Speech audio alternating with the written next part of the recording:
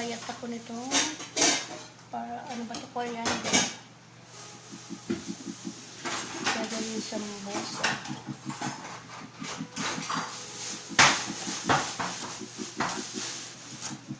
Ito yung paborito ni Amo.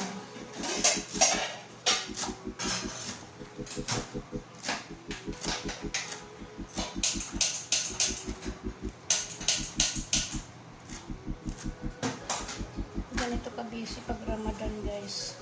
Makalat. Hugasin. Yung hugasin, ayaan mo na isang tabi.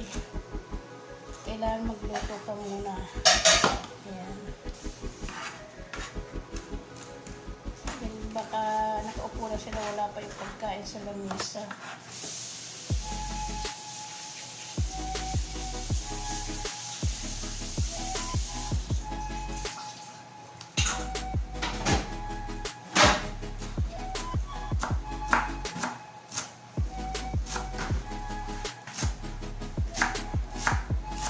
Guys, yung sa mga Ramadan na nakadaan, meron na ako nitong video. Kasi siyempre, tuwing Ramadan, magawa ulit. Pero maano na yun, natabunan na namin sa pinakababa ng mga video ko.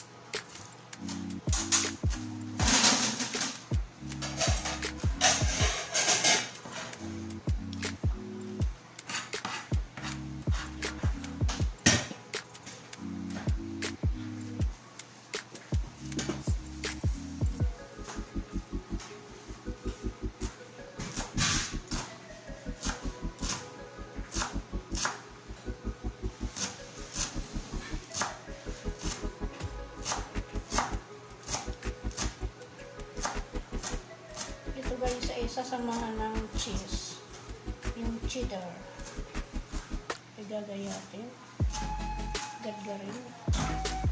Dapat may mozzarella to, kaso hindi sila binili ng mozzarella. Yeah. Cheddar na lang.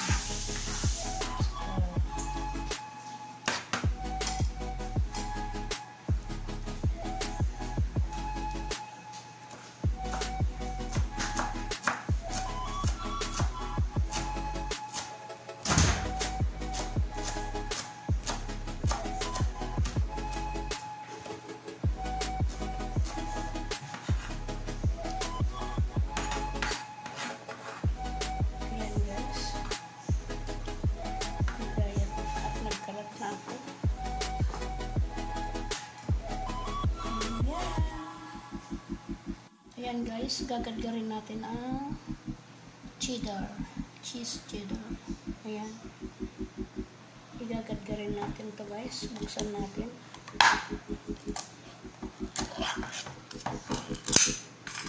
Ayan, ito isasama natin dito sa, kung tawagin nila dito ay kusbara sa Arabic, ito naman ay coriander.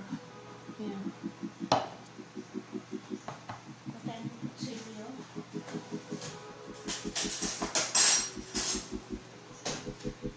Kasi hindi natin makuha sa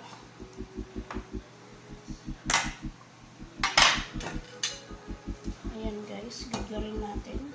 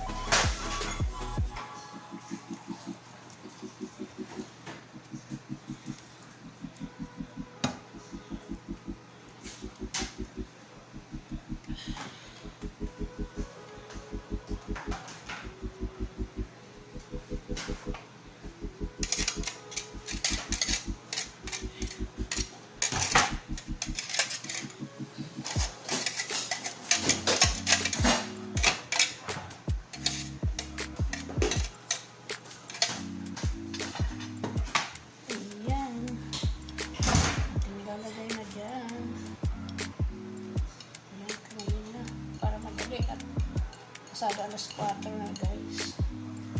Ayan.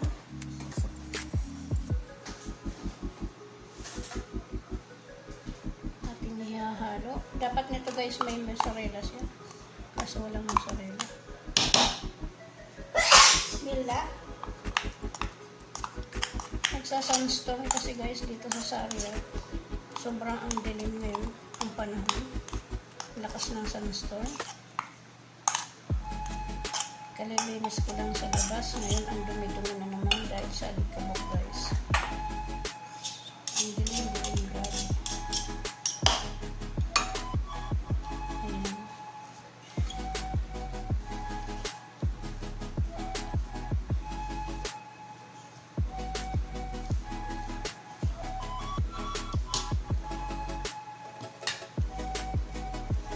Ewan ko si Amo eh. Gusto niya ko eh. Na ganito. Coriander with cheese. Sarap sana kung may mozzarella guys. Kaso wala kami mozzarella. Kahapon naman yung si Amo. Si Amo kong lalaki. Hindi ko na kami yung mozzarella. Yan guys. Maraming salamat.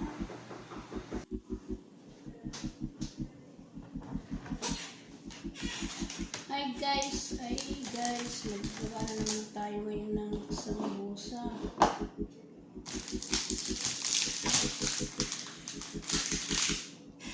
Start na naman tayo magluto.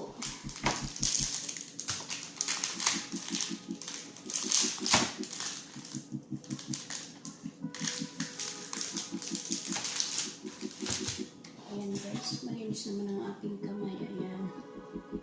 Kahit yung mga pupo ko ay pupod na. Tayo naghugas ng kamay. Kakamayin natin to. Kasi hindi ako sanay nung may gloves. Parang hindi ako makatrabaho pag may gloves ako. Kaya, ayan, maghugas na lang tayo ng maigi ng kamay. At kakamayin natin to. Mas maganda pa yung kasi hindi ako makatrabaho pag may gloves pa ng gloves. Kuha tayo kutsara.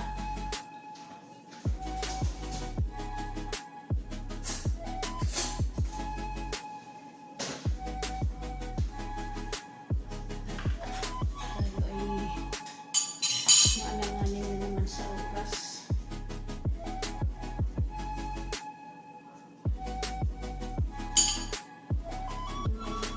Kunti lang ang aming niluluto guys kasi ang nandito lang naman is aming babae.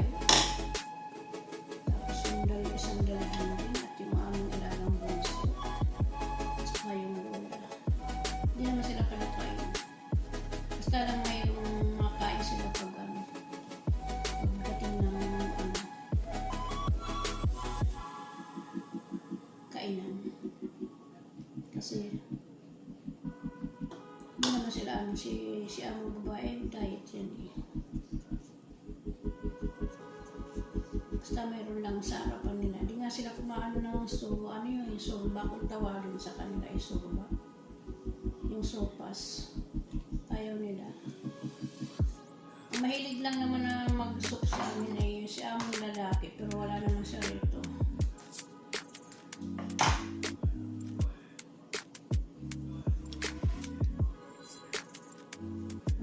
Wala siya dito sa bahay. Wala na dito si Lola, wala siya dito sa bahay.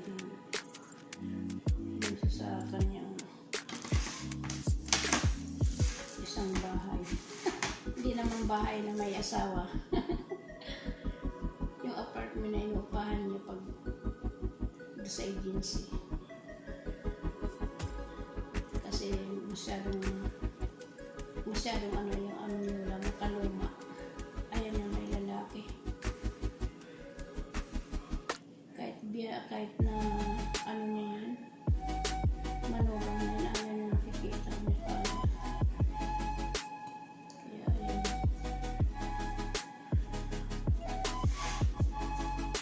Sila lang apat. Wala kami soup. Bira na kami maggawa ng gimat. Kung tawagin nila yung gimat yung bilog-bilog. Kasi hindi sila masyado matamis. Pero pag nandito si among lalaki, kailangan maraming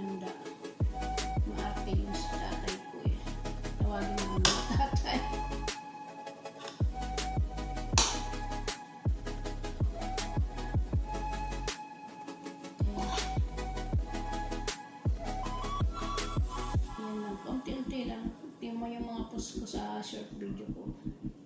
Kaunti lang ang laman ng lamisa.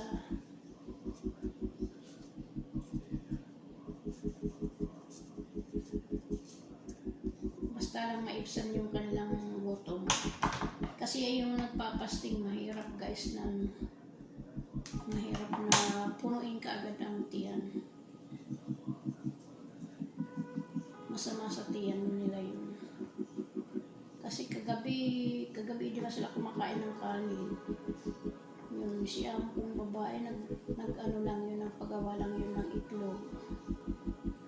Tapos sinula itlog din. Yung mga bata, kung ano yung linuto namin kahapon, yun din ang kinain nila. Ganun. Pagkakain na yun, kasi may pasok pa yung mga bata, yung dalawa, matulog na yun. Hanggang mamaya na yun, kaya mga gutom na kawawa. Ako naaawa, gutom na yun sila ba.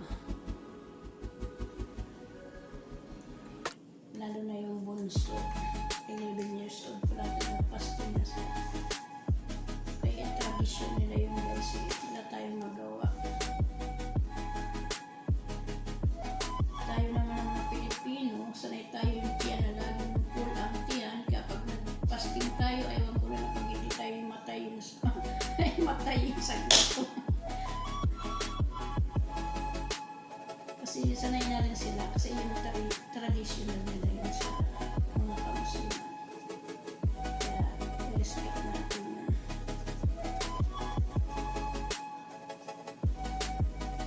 Respect natin yung kanilang tradition. Parang tayong Pilipino. Sa atin namang mga Katoliko, pwede man tayong magpasting, lalo na ngayong mahal na araw. Kaso nga, nasanay man tayo sa tiyan natin na laging full ang tiyan natin. Kaya yun, pag nagpasting tayo, pakiramdam natin ay magkakasakit na tayo nun. Magkakasakit na tayo ng ulcer. Kaya ganun. Kaya kumbaga sila sanay na sila doon kasi yung tradisyon ng mga Muslim na magpasting sila tuwing Ramadan.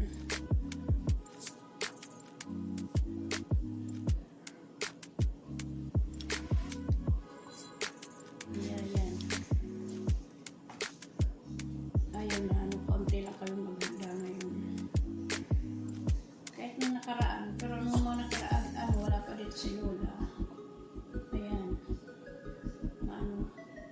Marami kami talaga handa kasi nandito pa yung si among lalaki, si tatay. Ito pasarap pa pasting. Kailangan may araw-araw may soup kami ginawa. Kasi may ligyo sa soup. Kahit nga hindi Ramadan pag papagawa yun ng soup. Mahilig talaga yun sa soup si tatay. Anak ng lalaki.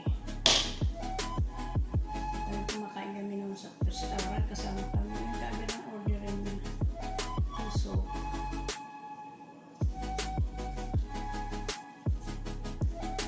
Kaya, yun lang ang ginawa ko nung nakaraan guys. Yung kiri. Kiri naman yun. Niprito ko yun. Pagkatapos niprito, yun namin matamis sa ibabaw. Yung ditch na ginawa nila matamis. Yung nilalagay na parang gimat siya. Pero kahapon hindi kami nagawa kasi nung isang araw parang hindi nila kinain. Kami lang nakaubos na 2 katulong. Parang nagsawa sila sa matamis.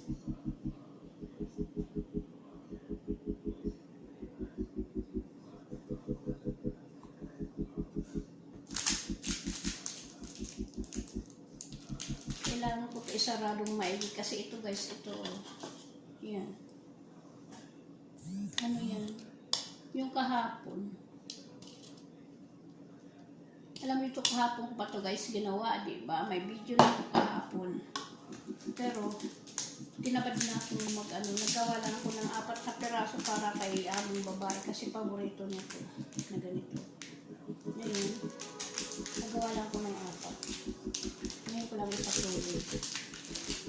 Kailangan kasi ito saradong maigi kasi maano ito yung cheese, pag naluluto na siya, sumasabog pag mayroon siyang kaya kaya takot ako magprito nito eh. Sumasabog siya. Kaya hindi ko to saradong maigi. Kawawa na naman ang mukha, matalsik ka ng mantika.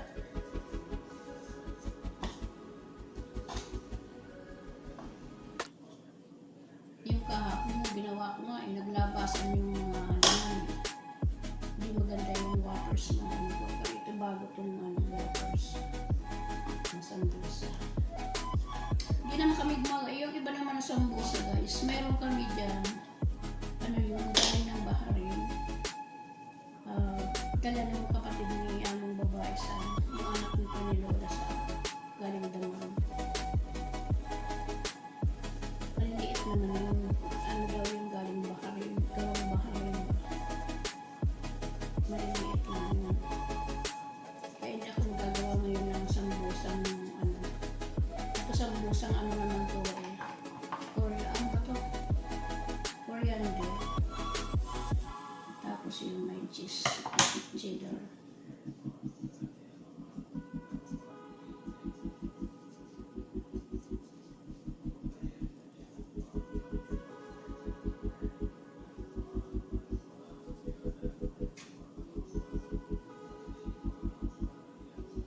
Tsaka yung panganay naman wala dito. Kaya yung silang apat lang ba? Kaya yung lagi lang yung pinupos ko yung kakaunti lang. Pero noon, ang dami yun kami lutuin. Nung nandito yun siya ang lalaki. Dami kami niluto.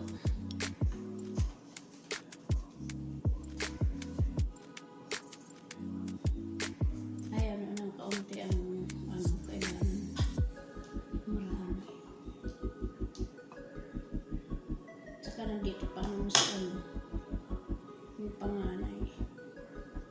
Yung ngayon wala yung panganay namin alaga.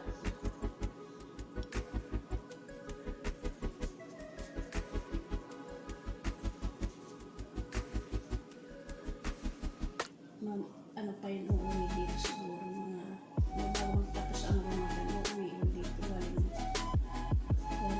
ano sa London. Doon nag-aaral college.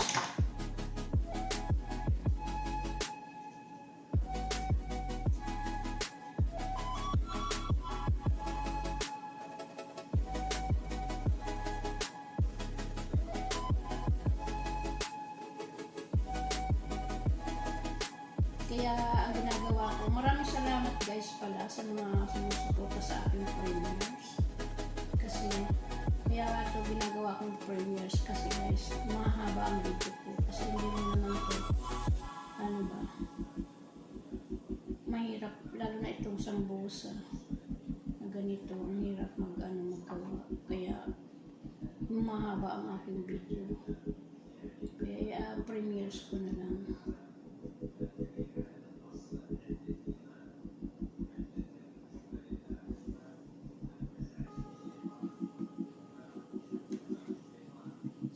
Maraming salamat sa mga suporta niyo guys sa aking mga video kahit na may kapangitan.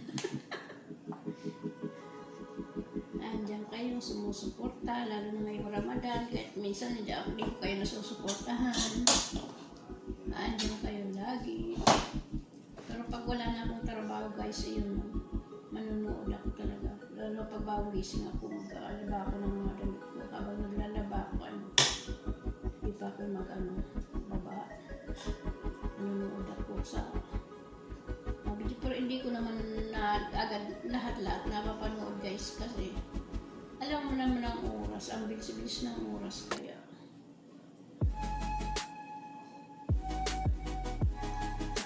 Alam naman ang isang mga katulong dito sa ibang bansa, kailangan unahin muna yung trabaho para hindi tayo mapagalitan ng amo. Ganun ba yun guys? Kailangan yung trabaho muna kasi tulad ngayon hindi pa tayo sumasahod. Sa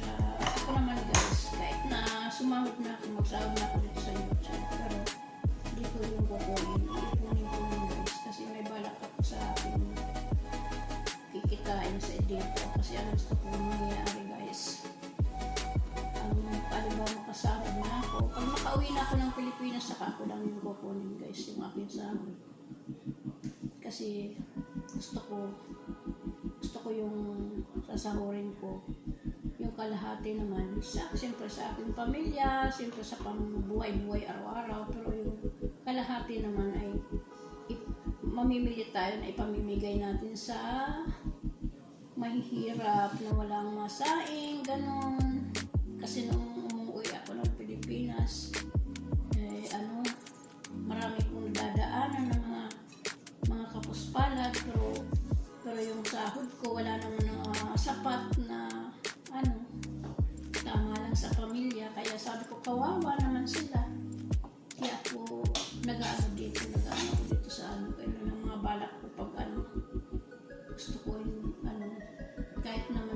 kahit sa isang maibsan ng mga gutom, ganun. Kawawa rin sila ba? Kahit na, kasi dumaan din ako sa sobrang hirap ng buhay namin nung kami maliliit pa. Ganun, kami mahirap. Kasi nga, wala din ang magulang ko, di na sila tatrabaho. Sila isa bukid lang. Kaya yung aming magulang, wala naman papakain sa amin ng masasarap na pagkain.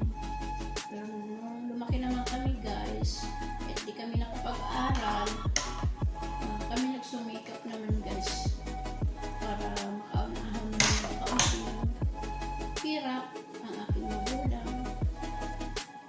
Sabi ko noon, kahit wala akong pinag-aralan, sana makarating ako ng abroad kahit noon lang sana katulong. Kasi alam nyo guys, ako noon anong edad ko pa lang ata noon, 14 pa lang ako guys na matulungan na ako sa Maynila. 14 pa lang ako kasi sanay ako sa trabahong bahay.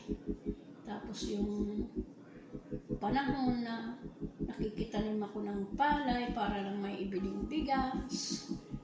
Kahit nag-aaral akong elementary, hinto. Para lang magtanim ng palay, para mayroon kami ibiling bigas. Ganun. Tapos noon, 14 pa lang ako na masukan na ako ng katulong sa Manila. Sabi ko, sana makarating ako ng abroad para kahit katulong man lang sana ako. Pinalad naman ako na makapunta rito. Sabi ko noon, bahala na, sana ay mapuntahan kong amo ay mabait. Kasi hindi pa uso na noon ng mga masasamang amo.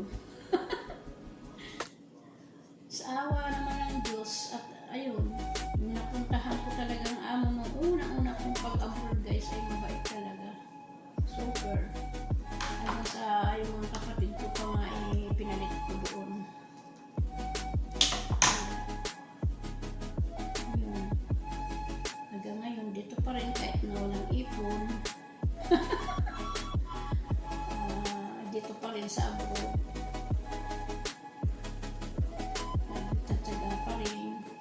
Lalo na ngayon, mahal na ang bilihin. Hindi lang sa Pilipinas, kundi dito. Sobra na rin ang mamahal ng bilihin.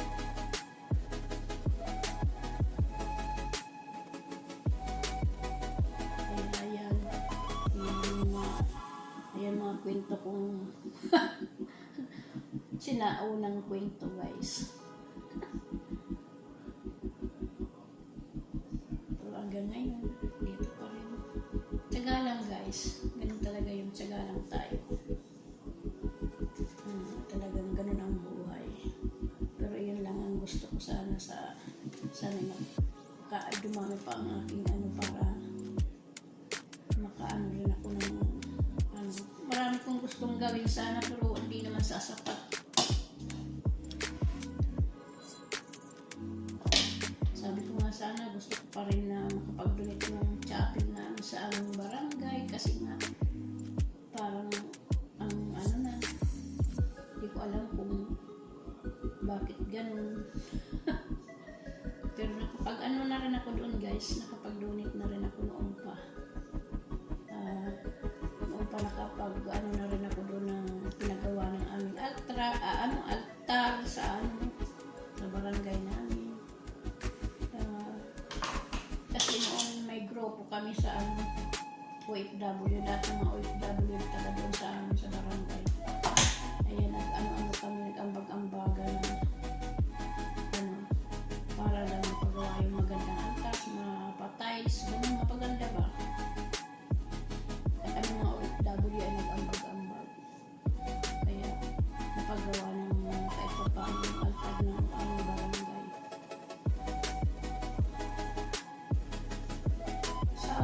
Kasi na napakaliit.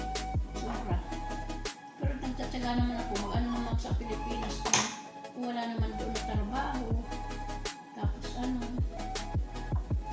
trabaho. Magmukmuk doon. Tapos ang mamahal ng bilihin. Pero may balak na rin akong umuwi kasi malapit na tayong tumanda. Ay malapit na tayong tumanda guys. Malapit na tayong pumunta sa pag-ugod-ugod kaya kaunting tsaga-tsaga na lang makaka-uwi na rin sa Pilipinas.